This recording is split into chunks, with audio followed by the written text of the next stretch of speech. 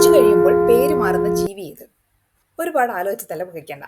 ഈ ജീവി നമ്മൾക്കെല്ലാം പരിചിതനാണ്. ആട്. ഗോട്ട്. ഇതിനെ കൊന്ന് കറി വെച്ചാൽ ഗോട്ട് കറിയല്ല, മട്ടൻ കറിയാണ് ഉണ്ടാവുക, അല്ലേ? ഇതുപോലെ വേറെയും ജീവികളുണ്ട്.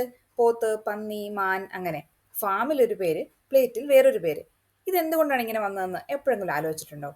ഇതിന്റെ പിന്നിൽ വലിയൊരു യുദ്ധത്തിന്റെയും പിടിച്ചടക്കലിന്റെയും അടിമപ്പണിയുടെയും ചരിത്രമുണ്ട്. AD 1066 വില്യം ദ കോൺകററിന്റെ നേതൃത്വത്തിലുള്ള ഫ്രഞ്ച് പട ഇംഗ്ലണ്ടിലെ രാജാവിനെ ഹേസ്റ്റിംഗ്സ് യുദ്ധത്തിൽ പരാജയപ്പെടുത്തി അധികാരം പിടിച്ചടക്കി.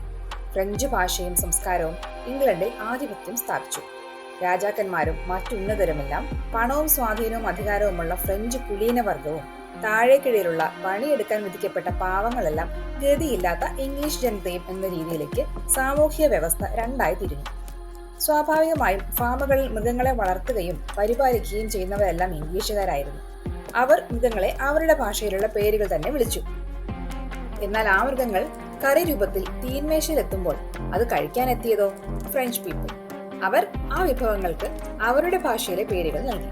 മട്ടൻ, ബീഫ്, പോർക്ക് എന്നിങ്ങനെ. മൃഗങ്ങളുടെ പേര് മാത്രമല്ല കേട്ടോ, കാലക്രമേണ അനേകായിരം വാക്കുകളാണ് ഫ്രഞ്ച് ഭാഷയിൽ നിന്ന് ഇംഗ്ലീഷിലേക്ക് സ്വീകരിക്കപ്പെട്ടത്. ഇന്നും ശ്രദ്ധിച്ചാലറിയാം, ഗവൺമെന്റുമായും നിയമവുമായും വില കൂടിയ ഭക്ഷണ വസ്തുക്കളുമായും ഫാഷനുമായും ഒക്കെ ബന്ധപ്പെട്ട് ഇംഗ്ലീഷിൽ ഉപയോഗിക്കുന്ന ഒരുപാട് വാക്കുകൾ ഫ്രഞ്ചിൽ നിന്നുള്ളതാണ്. ഇപ്പോൾ നിങ്ങൾക്കൊരു സംശയം തോന്നാം, ചിക്കൻ, ടർക്കി, ഡക്ക്, ഫിഷ് ഇതിൻ്റെയൊക്കെ പേര് മാറിയില്ലല്ലോ എന്ന്. അതിനും കാരണമുണ്ട്.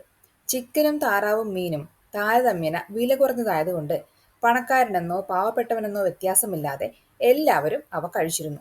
മട്ടനും ബീഫും ഒക്കെ വരേണ്യവർഗത്തിൻ്റെത് മാത്രമായിരുന്നപ്പോൾ കോഴിയും താറാവുമൊക്കെ എല്ലാ പ്ലേറ്റുകളിലെയും പ്രിയ വിഭവമായിരുന്നു. അതിനാൽ അതിൻ്റെ പേര് മാറാതെ നിന്നു. ചിക്കന് ഫ്രഞ്ച് ഭാഷയിൽ പോളറ്റ് എന്നാണ് പറയുക. ഈ വാക്ക് പൗൾട്രി എന്ന രൂപത്തിൽ ചിക്കനെയും താറാവിനെയും ഒക്കെ സൂചിപ്പിക്കാൻ നാം ഇന്നും ഉപയോഗിക്കുന്നുണ്ടെന്നുള്ളത് മറ്റൊരു സത്യം. വീഡിയോ അവസാനിപ്പിക്കുന്നതിന് മുമ്പ് വളരെ ഇൻട്രസ്റ്റിംഗ് ആയിട്ടുള്ള ഒരു കാര്യം കൂടി നമുക്ക് നോക്കാം. നിങ്ങൾക്ക് ഫ്രഞ്ച് ഭാഷയിലെ എത്ര വാക്കുകൾ അറിയാം? ഒന്നും അറിയില്ലെന്നാണോ പറയുന്നത്? എന്നാ കേട്ടോളൂ, ഇനി പറയുന്ന വാക്കുകളെല്ലാം ഫ്രഞ്ചാണ്. Cuisine, menu, buffet, croissant. അത് ക്രോസന്റ് എന്നൊക്കെയാണ് പറഞ്ഞ് കേൾക്കാറുള്ളത്, പക്ഷെ അങ്ങനെയല്ല കേട്ടോ. അതിന്റെ കറക്റ്റ് പ്രൊനൗൺസിയേഷൻ ക്വസോൺ. ഓംലെറ്റ്. ഇനി ഗവൺമെന്റ് ആൻഡ് അഡ്മിനിസ്ട്രേഷൻ നോക്കിയാൽ ബ്യൂറോ, സോവറിൻ, അറ്റോർണി, അഫിഡവിറ്റ്.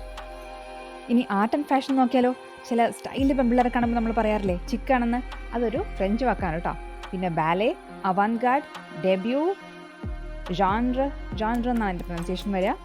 ക്രിറ്റീക്ക്, ഇതൊക്കെ ഫ്രഞ്ച് വാക്കുകളാണ് കേട്ടോ. ഡെയിലി ലൈഫ് നോക്കുകയാണെങ്കിൽ decor, mansion, etiquette, closet, pantry, റെൻഡവു.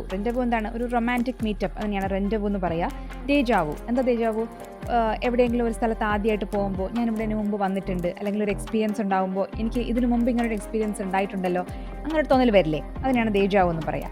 പിന്നെ ഫിയാൻസി, ക്ലീഷേ, ഇതൊക്കെ നമുക്ക് അറിയുന്ന വാക്കുകളാണ് അല്ലേ? ഡിഫൻസ് ടേംസ് നോക്കിയാലോ? Colonel, lieutenant, barrack, cadet. Business വേർഡ്സിലേക്ക് വരുമ്പോൾ entrepreneur, cheque, finance, debris, mortgage, tariff. ട്രാവലുമായി ബന്ധപ്പെട്ട വാക്കുകൾ നോക്കിയാലോ? Hotel, matinee, coupe, passport, valet. നോക്കൂ, നമുക്ക് ഇതെല്ലാം അറിയുന്ന വാക്കുകളാണ് അല്ലേ?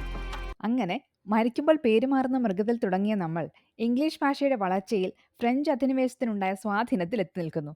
എന്തല്ലേ? So time for me to sign off. For more such fun learning videos, subscribe to my channel, Master English and boost confidence with English Malo. Bye bye.